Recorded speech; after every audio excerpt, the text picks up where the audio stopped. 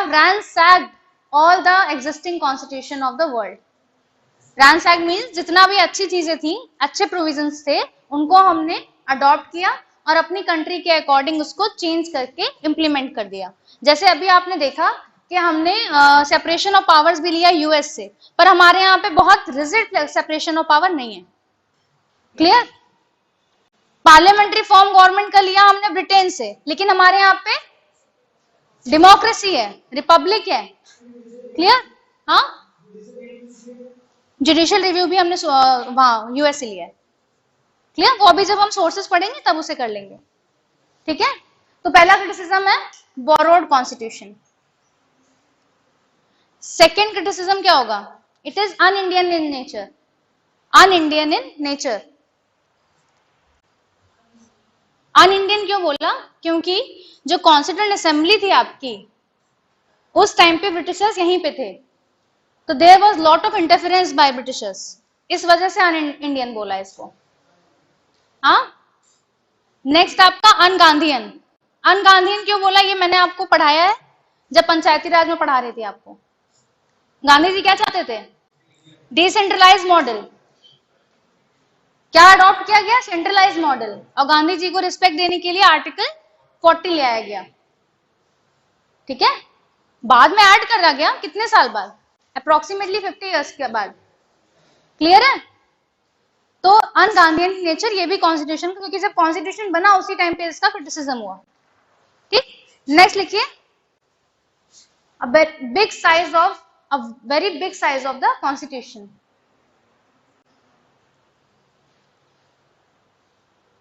And last is your Government of India Act 1935, copy pasted from Government of India Act 1935. Clear? ये सारे आपके criticism हैं।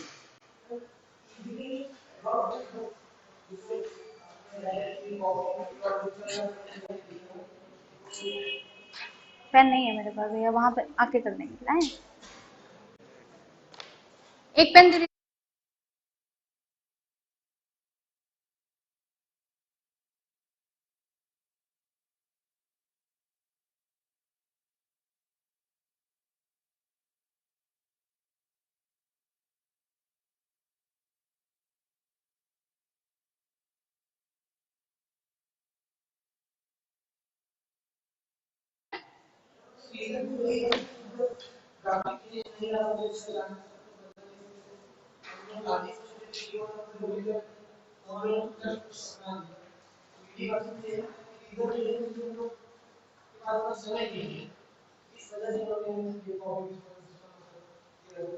समय की बात नहीं है, समय बहुत था। 2 साल 11 महीने 18 दिन का समय कम नहीं होता है, समय बहुत था। देखिए मैं बता रही हूँ, जो समझिए, जब आप कहीं पे, आप मान लीजिए मैंने पहले ही बताया था, आपने सिविल सर्विसेज की प्रिपरेशन शुरू करी, तो आप पहले क्या देख रहे हो?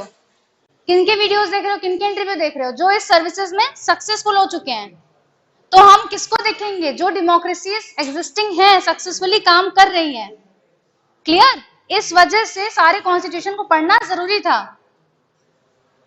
उस टाइम पे कुछ पता नहीं था कैसे हमें इस देश को चलाना है आगे, और हमारा कंट्री सबसे अलग है। जो डाइवर्सिटी यहाँ पे है वो कहीं पे। और government of India act 1935 copy इसलिए किया गया क्योंकि वो लिखा ही इंडियंस के लिए गया था, और उसमें जो फीचर्स अच्छे थे, क्यों ना उसे कॉपी किया जाए। फीचर्स अगर अच्छे थे तो कॉपी करना कोई बुरी बात नहीं है। क्लियर? तो अब नेक्स्ट आपका टॉपिक है प्रीएम्बल ऑफ द सोर्सेस। कर लें पहले सोर्सेस ऑफ द कॉन्स्टिट्यूशन। किसको? अमेंडमेंट्स को? क्यों नहीं? क्रिटिसिज्म तो हर चीज का होता है।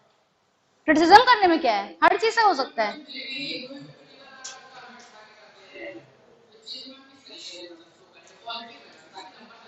क्या नहीं, ऐसा कुछ भी नहीं है। ऐसा कुछ भी नहीं है कि आपको वहां पे किसी की पूजा करनी है जाकर के। Be as critical as possible. जो सच्चाई है वो लिखिए, but don't show your political ambitions. This is the only thing. And be as real as possible. Clear? Next is your sources of the constitution.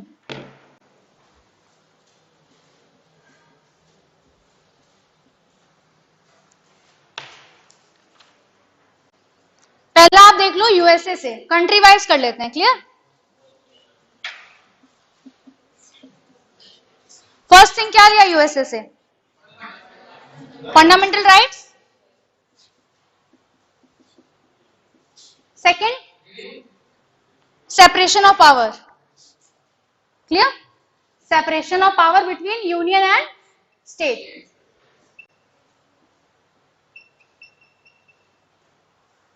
Third आपका हो जाएगा judicial review. Supreme court का कहां से लिया फीचर? सुप्रीम कोर्ट का feature कहां से लिया? यूएस से. हाँ, स्टैब्लिश की थी, बट सुप्रीम कोर्ट यूएस में है कि नहीं है? तो लिया है फीचर कि नहीं लिया है? नहीं लिया? पक्का नहीं लिया? लिया? कितने कह रहे लिया है? लक्ष्मीकांत में नहीं लिया है?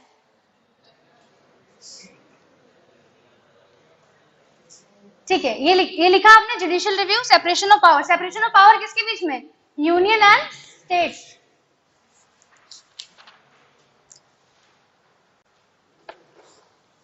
लक्ष्मीकांत खोल रहे हैं लोग अपना देखने के लिए. फिर नेक्स्ट आप देखोगे फीचर लिया है फेडरलिज्म का. देखिए यूएस जो है it is a true federal country. US जो है वो ट्रूली फेडरल है. और हम क्या है? इंडिया क्या है? Quasi federal. Means partially we are federal. Partially we are federal because we are a country with federalism and unitary bias. Federal features भी हमारे पास है और यूनिटरी फीचर्स भी हमारे पास है. बट हमारा जो टिल्ट है, जो हमारा जो एक हम कह सकते हैं झुकाव है, वो किसकी तरफ है? यूनियन की तरफ, यूनिटरी फीचर्स की तरफ. क्लियर? तो जो फेडरलिज्म है वो हमारा पार्शियल है. प्रियम्बल को हमने, जो प्रियम्बल है हमारा, वो हमने आप कह सकते हो कॉपी किया है. ठीक? कैसे? फर्स्ट लाइन क्या है प्रियम्बल की?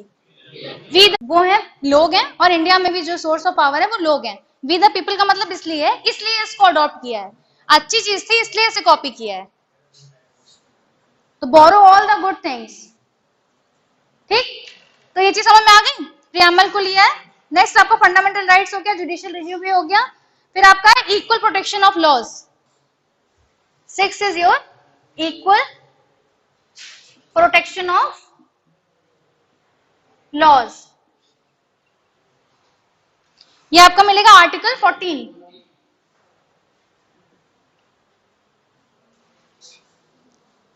क्लियर? नेक्स्ट आपका हो जाएगा vice president, office of vice president. ये भी हमने लिया है यूएस से. बट फर्क ये है कि जो यूएस में वाइस प्रेसिडेंट है he is more powerful. Like the president of US is more powerful and the vice president of US is also more powerful. India में जो वाइस प्रेसिडेंट है, तो किस आर्टिकल में आप पढ़ते हो वाइस प्रेसिडेंट को? 63, right. Okay, article 63, office of vice president.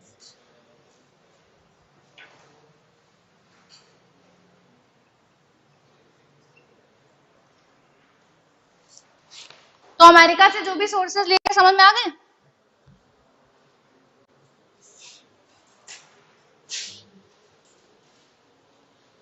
Next, British constitution. British constitution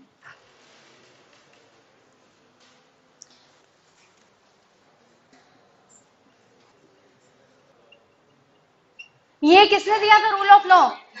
AV Dicey. Next is your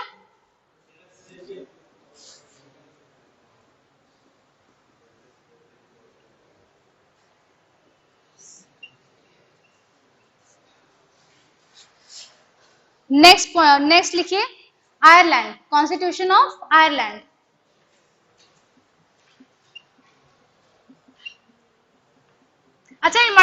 provisions कहां से लिए? आयरलैंड से क्या लिया? DPSP, directive principles of state policy. और क्या लिया? Second, election method for president, presidential election method.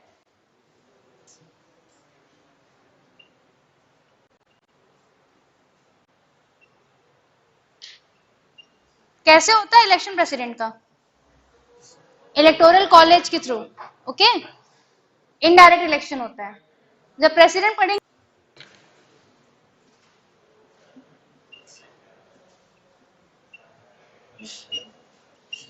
क्या लिया कनाडा से?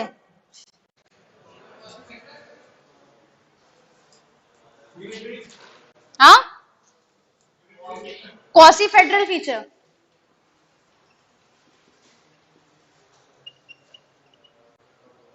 Second is your residuary powers lies with the center.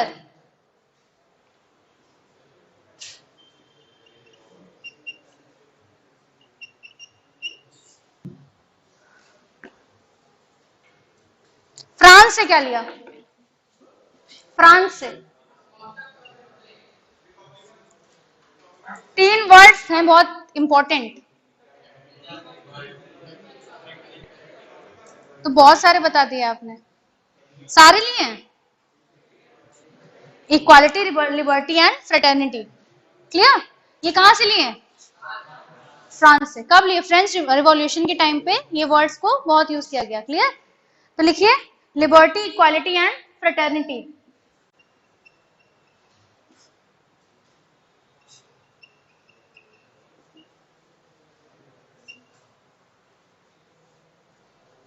Next क्या लिया?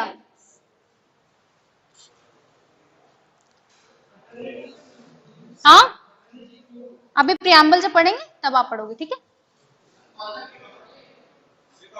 रिपब्लिकन एंड इंपॉर्टेंट क्या है? कॉन्स्टिट्यूएंट असेंबली बनाने का जो प्रोविजन है, constituent assembly to make the constitution, ये जो एक प्रोविजन है ये भी हमने फ्रांस से लिया। Making of constituent assembly. Last आपका है जर्मनी। देखिए पढ़ने को सोर्सेस बहुत,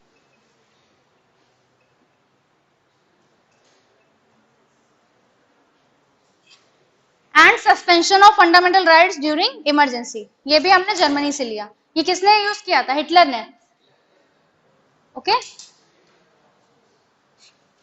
क्लियर है?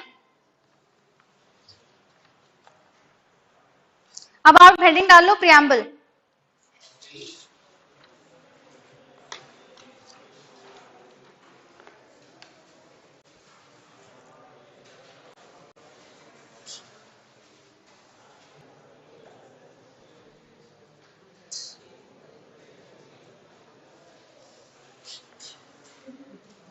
कहां से लिया प्रियम्बल? अभी पढ़ा, यूएसए से, clear? So Indian constitution adopted this feature of preamble from USA। सिर्फ इंडिया ने नहीं, जहां जहां पे प्रियम्बल अब यूज हो रहा है वो सब यूएसए से अडॉप्ट कर रहे हैं, क्योंकि फर्स्ट टाइम यूएसए ने ही ये फीचर यूज किया था, ओके? सेकंड आपका हो जाएगा, इसको प्रियम्बल के लिए कुछ इंपॉर्टेंट कोटेशंस बोले गए हैं, वो लिख लीजिए आप, वो इंपॉर्टेंट है।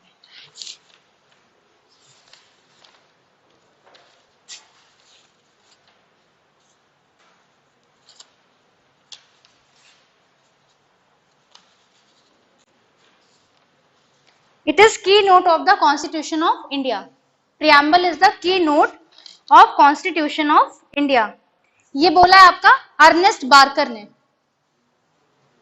Okay?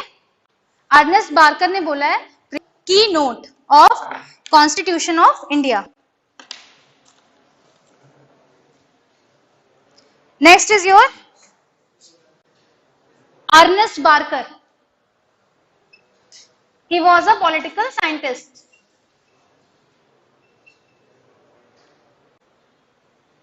Next is your preamble is the identity card of the constitution. Preamble is the identity card of the Constitution.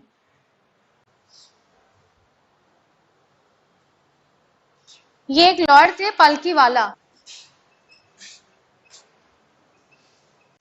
इन्होंने बोला, एक बार आप देख लेना स्पेलिंग का थोड़ा सा. Next is your soul of the constitution. Preamble is the soul of the constitution. ये कब के लिए इंपॉर्टेंट नहीं है सारे स्टेटमेंट्स? मेंस के लिए.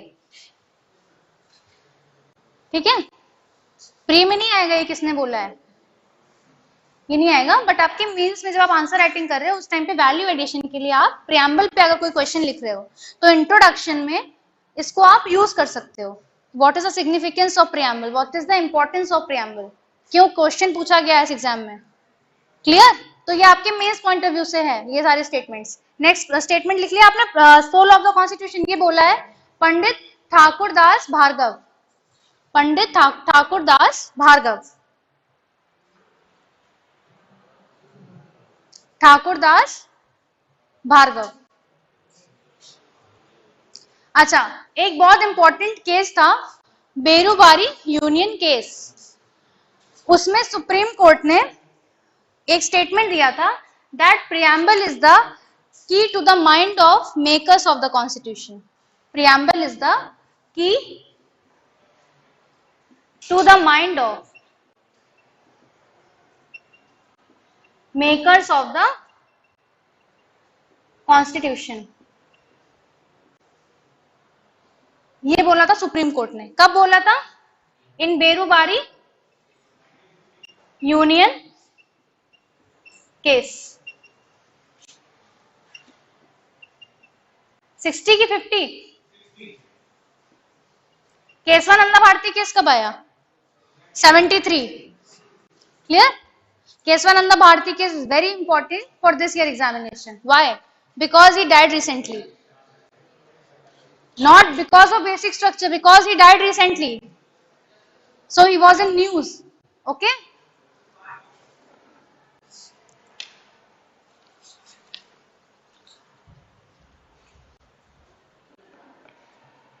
So what is preamble? Can someone tell me कि preamble है क्या? It is a summary of the constitution. अगर आपको constitution में आपके क्या दिया हुआ है, like कि आपके कॉन्स्टिट्यूशन के ऑब्जेक्टिव्स क्या हैं, एम्स क्या है. ठीक है, इंडिया जो है वो, इंडिया में कौन से फीचर्स हैं. प्रियम्बल याद है सबको? होना चाहिए याद कि नहीं होना चाहिए? होना चाहिए ना. मेंस में क्वेश्चन आ गया, write down the preamble of India, 15 marker question. अगर आ गया तब ये कैसे आप कह सकते हो नहीं आएगा? इस टाइम पे सबसे ज्यादा क्राइसिस किस चीज की है? Sense of brotherhood is declining. Sense of brotherhood is declining. तो आप ये कैसे कह सकते हो नहीं आएगा? आपको पता है यूपीएससी के दिमाग में क्या चल रहा है? किसी को नहीं पता है. तो ये आप नहीं कह सकते नहीं आएगा. Sense of brotherhood is in decline right now. और आपके इसमें वर्ड कौन सा ऐड किया गया था? फ्रेटर्निटी ऐड किया गया था कि नहीं ऐड किया गया था? फ्रेटर्निटी वर्ड ऐड किया गया था.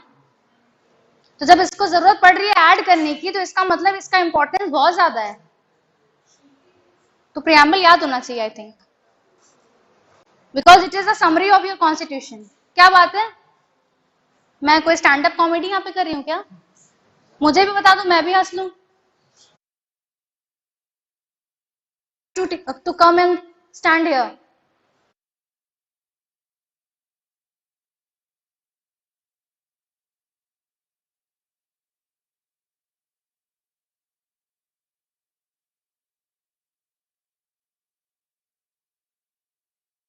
प्रियम्बल में देखिए, प्रियम्बल के बारे में मैंने आपको बताया था कि एक ऑब्जेक्टिव रेजोल्यूशन पास किया गया था. कल ही क्लास में मैंने शायद आपको बताया था. ऑब्जेक्टिव रेजोल्यूशन पास किया था किसने? पंडित जवाहरलाल नेहरू ने. क्लियर? तो प्रियम्बल में उसको अडॉप्ट किया गया है, पर उसमें चेंजेस भी किए गए हैं. ठीक है, ऑब्जेक्टिव रेजोल्यूशन जो पंडित नेहरू ने कॉन्स्टिट्यूएंट असेंबली को पास किया था, मतलब उनको दिया था कब? फर्स्ट सेशन के बाद. मतलब फर्स्ट सेशन आपका कब हुआ था कॉन्स्टिट्यूएंट असेंबली का? 9 दिसंबर 1946. उसके बाद उन्होंने ऑब्जेक्टिव रेजोल्यूशन कि हमारे इस कॉन्स्टिट्यूशन का ऑब्जेक्टिव क्या होगा, क्या गोल होंगे हमारे, उसमें वो लिखा हुआ था। तो इसी से हमने इंस्पायर होके ही ये अपना प्रियम्बल बनाया है। क्लियर? तो लिख लीजिए, objective resolution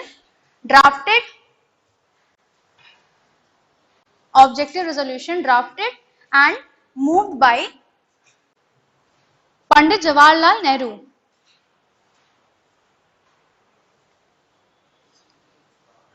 moved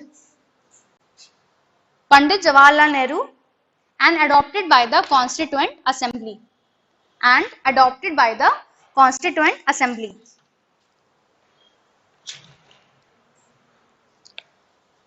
10 minutes class extend कर दूं आज, कोई दिक्कत तो नहीं है?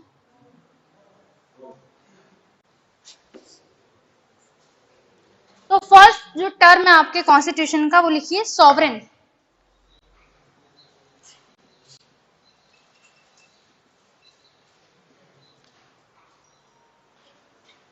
सॉवरेन कब बने?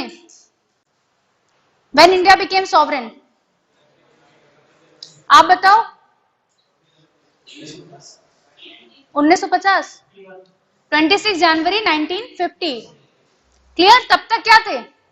Dominion status. We are a dominion of England.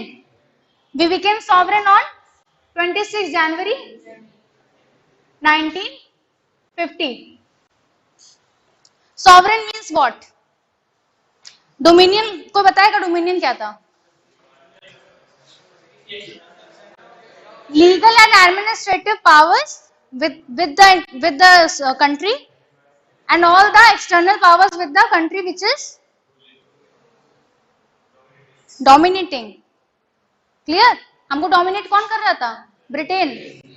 जब उन्होंने हमको एक डोमिनियन स्टेटस का दर्जा दिया तो हमारे पास क्या बची? Legal and administrative powers. और जो भी एक्सटर्नल मैटर्स थे उसमें हम किससे बाइंडेड थे? ब्रिटेन से। अगर 1947 और 50 के बीच में इंडिया पाकिस्तान दोनों अलग अलग डोमिनियन थे, उनको एक दूसरे से लड़ाई करनी थी उसी टाइम पे। जो 71 में हुआ, लिबरेशन ऑफ बांग्लादेश हुआ, वो अगर उनको उसी टाइम पे करना था, क्या कर सकते थे? Because they were not sovereign. Clear? Sovereign means the internal and external powers lies within the country. Clear? लिख लीजिए इसमें, free to conduct their own affairs. Sovereign means a country is free to conduct their own affairs.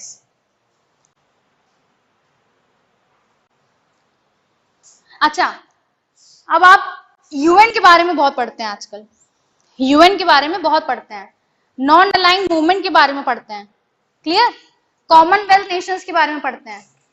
तो क्या ये सब हमारी sovereignty पे एक अटैक है कि नहीं है? Because the provisions given by UN is not binding on us. कुछ भी हमारे ऊपर बाइंडिंग नहीं है, बाइंड नहीं कर रहा है कुछ भी।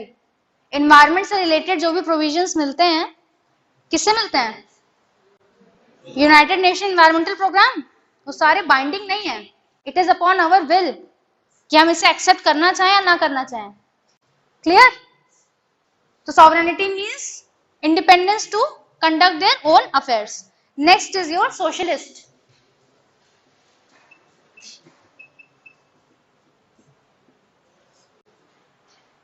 सोशलिस्ट वर्ड पहले से था,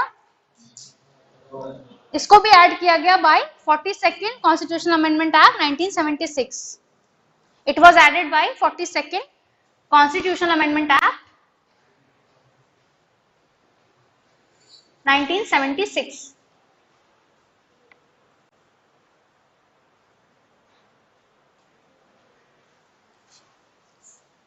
सोशलिज्म क्या है, कोई बताएगा?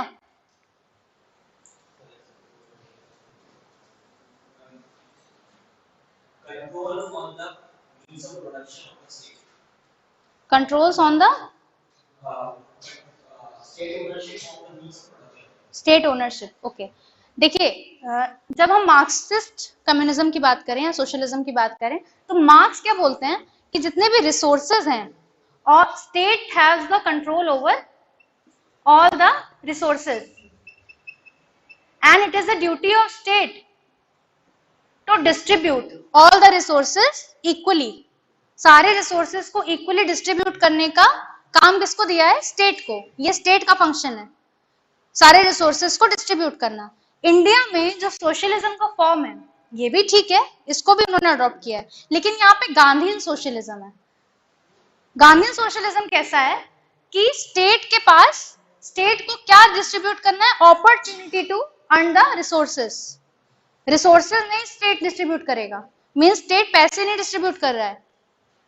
स्टेट क्या, यहाँ पे क्या है कि अगर आप 50 रुपीज है, 50 रुपीज स्टेट के पास है, तो स्टेट को अगर 50, पॉपुलेशन भी स्टेट की कितनी है 50, ये एज्यूम कर रही हूं मैं, तो स्टेट को एक एक रुपए सारे लोगों को देना होगा। ये है आपका मार्क्सिज्म, मार्क्सिस्ट आइडियोलॉजी। ठीक, यहाँ पे क्या है, गांधीयन सोशलिज्म में क्या है कि रिसोर्सेज जो है उसके लिए अपॉर्चुनिटीज टू बिकम मिलेनियर और बिलेनियर, अपॉर्चुनिटी जो है वो स्टेट प्रोवाइड करेगा, रिसोर्सेज नहीं। क्लियर? तो Gandhian socialism means opportunity to earn resources is provided by the state. तो यहाँ पे आपको दोनों का मिक्स मिलेगा, Gandhian socialism and Marxist socialism. ये सोशलिज्म का यहाँ पे डेफिनेशन है। क्लियर? नेक्स्ट लिखिए,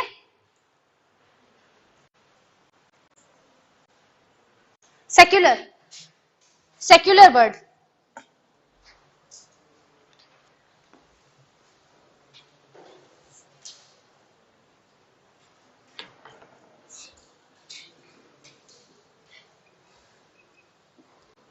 सेक्युलर वर्ड कब ऐड किया गया? 42nd कॉन्स्टिट्यूशनल अमेंडमेंट में। क्लियर? मैंने अभी बताया था कि इसके प्रोविजन आपको फंडामेंटल राइट्स में मिलेंगे, लेकिन फिर भी इसको ऐड किया गया।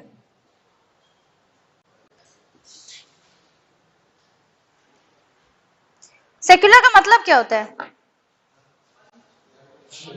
Separation between religion and state, no official religion of a state, ये बोलेंगे ना। इंडिया में क्या है सेक्युलर का definition? All religions shall be same and they will be given equal respect and status. ये लिखिए इसको, all religions shall be same status, all the religions shall have the same status and position and they will be given equal respect.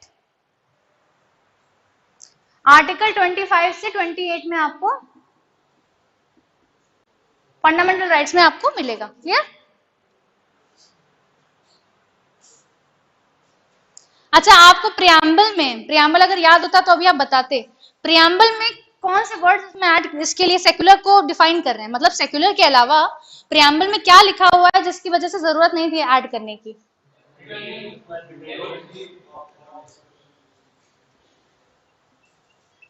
Belief, faith and worship.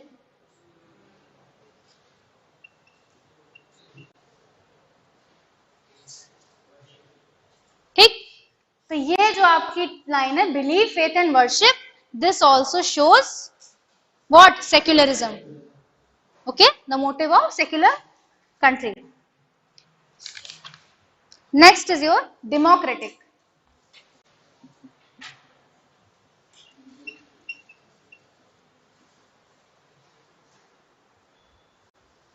Democratic means source of power lies in the people.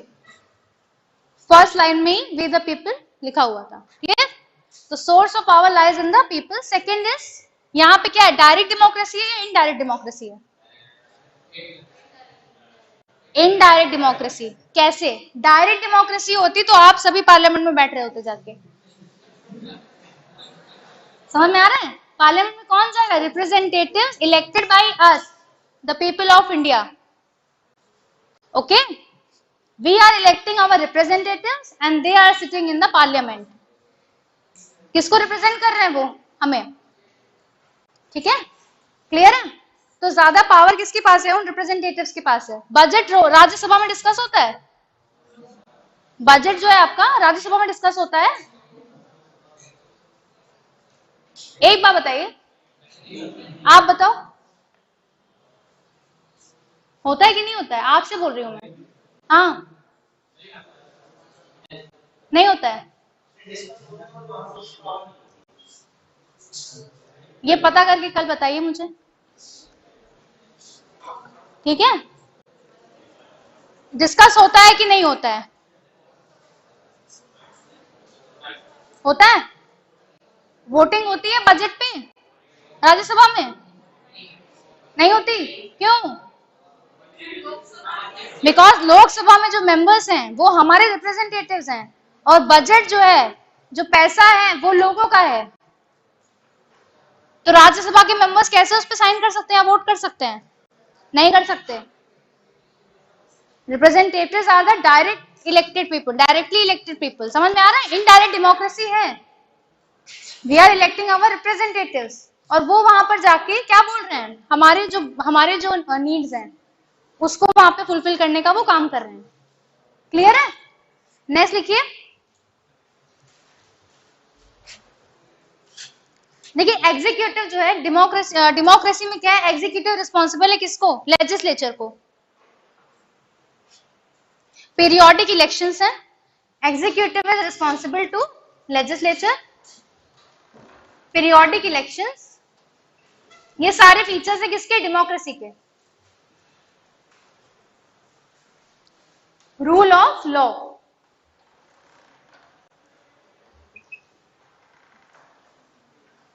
and independence of judiciary.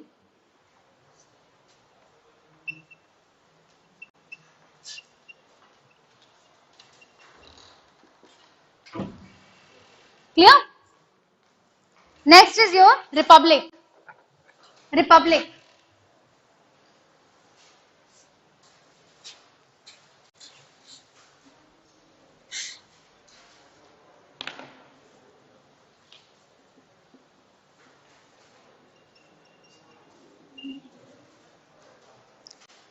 Republic means head of the state is elected.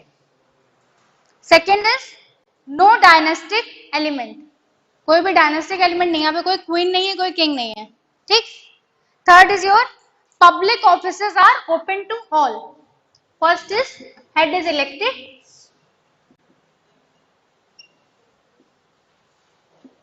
Public offices are open to all.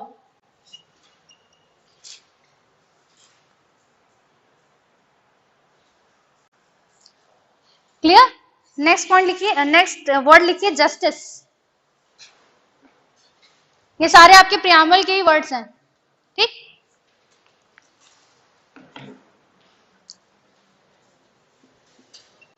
India में हम बात करते हैं किसकी? Social, economic and political justice. Social, economic and political justice.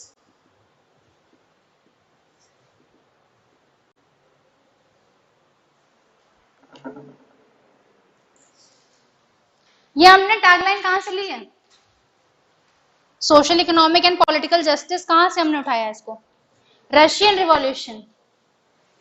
Clear? ये हमने लिया है रशियन रिवॉल्यूशन से.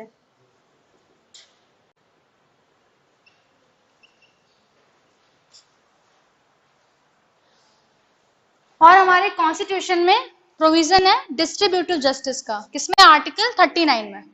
Clear? Article 39 of Indian constitution talks about distributive justice.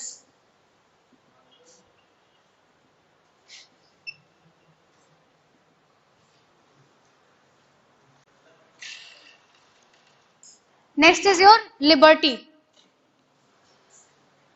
2009 UPSC prelims में क्वेश्चन आया, what is your definition of liberty? What is your definition of liberty? और उसमें options में, जो ऑप्शंस में राइट ऑप्शंस था, अब्सेंस ऑफ क्या? प्रिविलेजेस या constraints? Restraints. Absence of privileges is equality. समझ में आ रहा है? Absence of privileges is equality and absence of restraints is your liberty. Absence of restraints, कि कोई भी उनके ऊपर बंधन नहीं है, they are not binded. ये है liberty. Clear? Opportunity for development of everyone. Liberty का मतलब समझ लो इसमें इंडिया में. लेकिन यहाँ पे एब्सोल्यूट लिबर्टी भी नहीं है. यहाँ पे क्या है? Qualified liberty.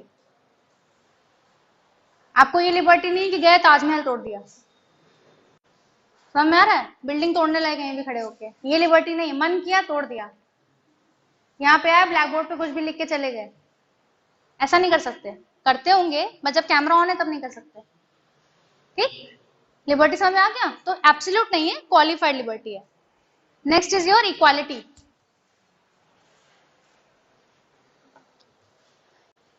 इक्वालिटी जो है वो आपके फंडामेंटल राइट्स में दिया हुआ है, right to equality. What is article 14? Equality before the law and equal protection of the law.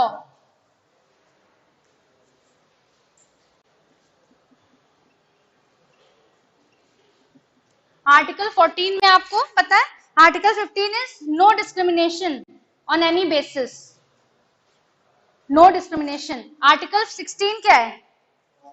Equality of opportunity. Article 17 abolition of untouchability.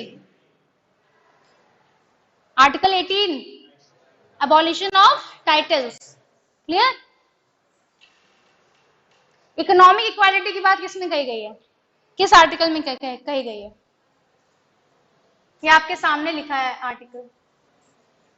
Article 39 talks about economic equality.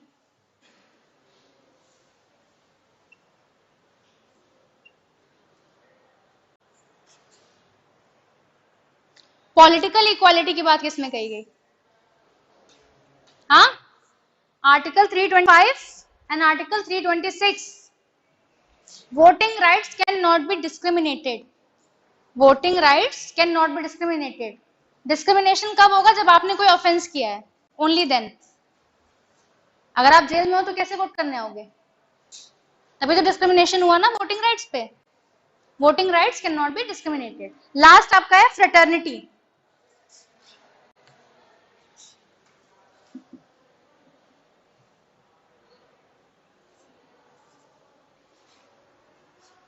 It is sense of brotherhood. Okay, sense of brotherhood. ये add किया गया कि नहीं, कि originally था?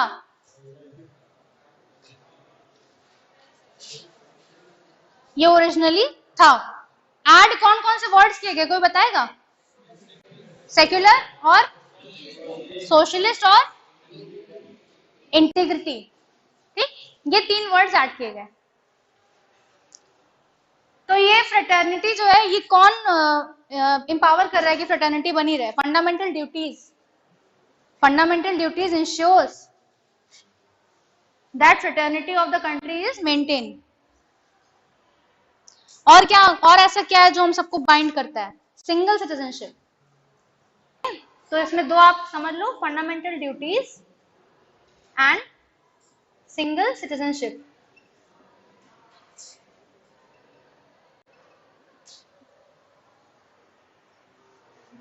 Clear? तो ये आपका प्रियम्बल का टॉपिक पूरा हो गया। और जो इंपॉर्टेंस है उसका, वो मैंने जो आपको स्टार्टिंग में जो कोटेशंस लिखाए थे, वो आपका इसका इंपॉर्टेंस है। Clear? Okay, thank you class.